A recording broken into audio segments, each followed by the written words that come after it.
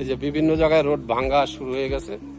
এই দেখেন, এই যে এই রোডটা আজকে 2টা বছর ধরে এই রোডের পরিস্থিতি, যদি এই বর্ষার আগে যদি এই রোডটা না করা হয় তাহলে এই রোডটা নষ্ট হয়ে যাবে। কারণ এই জায়গাতে সরকার টাকা ইনভেস্ট করছে। তারপরে আরো আছে এই জায়গাটা মাদ্রাসা আছে, এই যে একটা মাদ্রাসা আছে এবং 2টা স্কুল। এটা হলো 2টা স্কুল, এটা জাহাদি শেখ শহীদুল ইসলাম উচ্চ বিদ্যালয় এবং 23 নং জাহাদি সরকারি প্রাথমিক বিদ্যালয়। এই 2টা স্কুলের এই রোড দিয়ে ছাত্রছাত্রীরা আসা যাওয়া করে।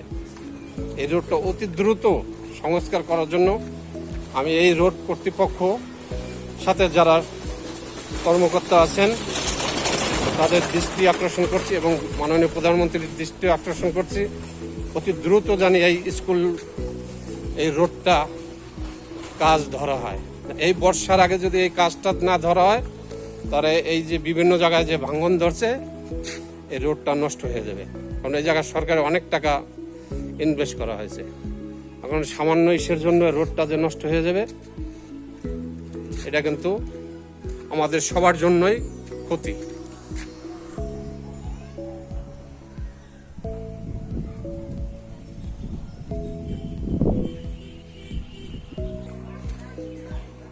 এই যে রোডের যে পরিস্থিতি, ভাঙন শুরু হয়ে গেছে।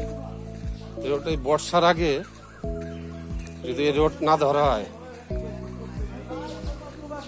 তাহলে রোডটা পুরা রোডটাই নষ্ট হয়ে যাবে। রোডের স্কুলে 2টা স্কুল, এই 2টা স্কুলের সমস্ত ছাত্রছাত্রী এই রোড দিয়ে হলো যে আসা যাওয়া করে। এই রোডটা কাঁচা হয়ে গেছে।